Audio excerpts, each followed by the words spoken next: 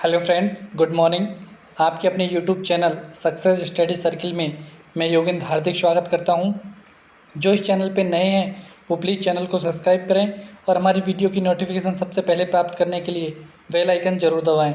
तो दोस्तों, आज है 14 सितंबर, तो हम 14 सितंबर की प्रमुख करंट अफेयर्स के बारे में आपसे चर्चा करेंगे।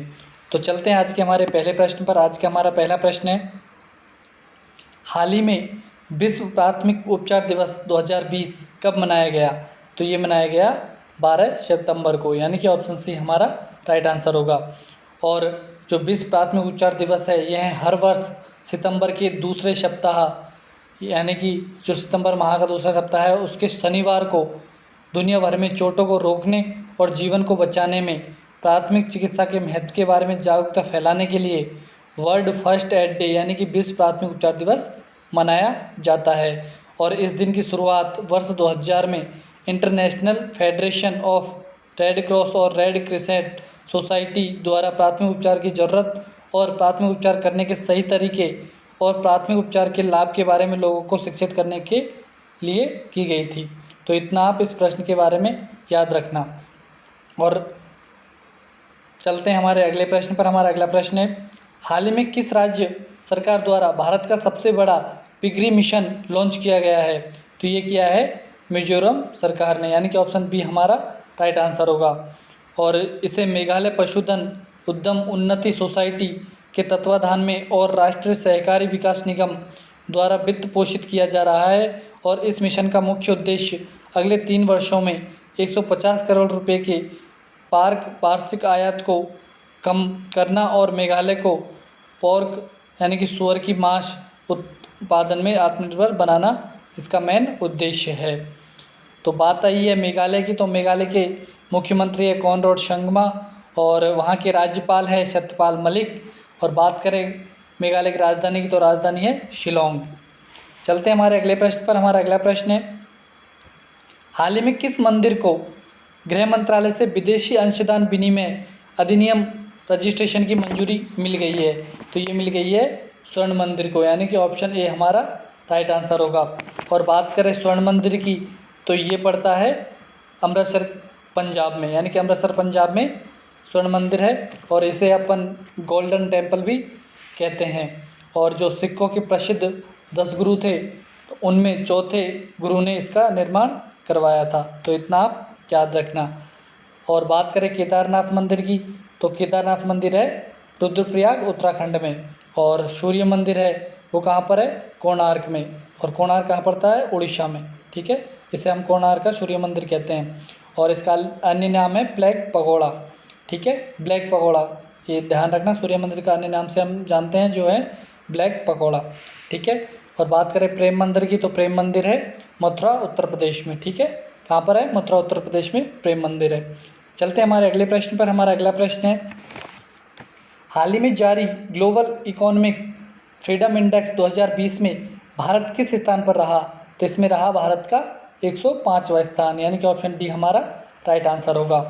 और यह रैंकिंग 2018 के आंकड़ों और अंतर्राष्ट्रीय व्यापार पर कई नई प्रतिबंधों नॉन परफॉर्मिंग एसेट्स पर आधारित है। और इसका कोविड-19 के ऋण और घाटे के कारण ऋण बाजार के कसने से भारत के स्कोर पर असर नहीं पड़ा है। और रैंकिंग के आधार पर रिपोर्ट को 4 भागों में विभाजित किया गया है।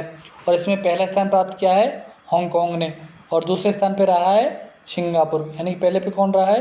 हांगकांग ने पहला स्थान प्राप्त किया है। ध्यान रखना, ये इंपॉर्टेंट है। ठीक है, ये भी आपसे डायरेक्ट पूछ सकता है। हांगकांग ने पहला स्थान प्राप्त किया है ना।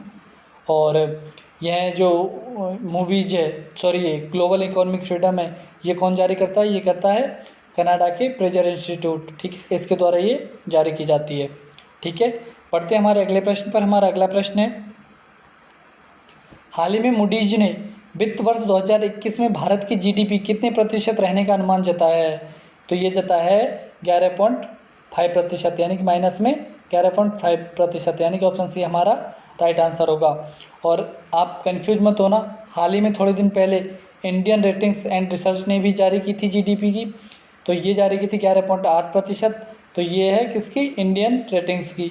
ठीक है, और जो 11.5 है ये की है मूडीज ने, और ये काफ़ी इंपॉर्टेंट रहती है मूडीज वाली। ठीक है, और एक और है जो भी आप याद रखना, जो क्रिशिल है उसने भारत की 2021 की जो जीडीपी है वो माइनस में 9% रहने की उम्मीद जताई है। ठीक है। और बात करें मूडीज की, तो मूडीज ने 2021-22 में भारत की जीडीपी 10.6% इंक्रीज होने की भी उम्मीद जताई है। तो इतना आप याद रखना। बढ़ते हैं हमारे अगले प्रश्न पर। हमारा अगला प्रश्न है, नौवहन मंत्रालय द्वारा समुद्री क्षेत्र के सभी प्रकार के विवादों के लिए शुरू किए गए विवाद समाधान तंत्र का नाम क्या है? तो ये है शरोड पोर्ट्स। ठीक है, ऑप्शन ए हमारा राइट आंसर होगा। चलते हैं हमारे अगले प्रश्न पर। हमारा अगला प्रश्न है, भारत ने दोनों देशों के सशस्त्र बलों के बीच आपूर्ति और सेवाओं के पारस्परिक प्रावधान के लिए किस देश के साथ एक समझौते पर हस्ताक्षर किए हैं? तो ये किए हैं भारत ने जापान के साथ, यानी कि ऑप्शन बी हमारा राइट आंसर होगा। जापान और भारत अब सशस्त्र बलों के बीच आपूर्ति और सेवाओं के परस्पर प्रावधान के लिए एक साथ खड़े रहेंगे। इस समझौते पर अभी हस्ताक्षर दोनों देशों ने किए हैं। बढ़ते हैं हमारे अगले प्रश्न पर। हमारा अगला प्रश्न है, एनएसडीसी ने किस कंपनी के साथ रोजगार में सुधार करने के लिए युवाओं को निःशुल्क डिजिटल कौशल प्रशिक्षण प्रदान करने के लिए भागीदारी की है? तो ये की है किस कंपनी ने? लिंक्डइन ने, यानी कि ऑप्शन बी हमारा राइट आंसर होगा।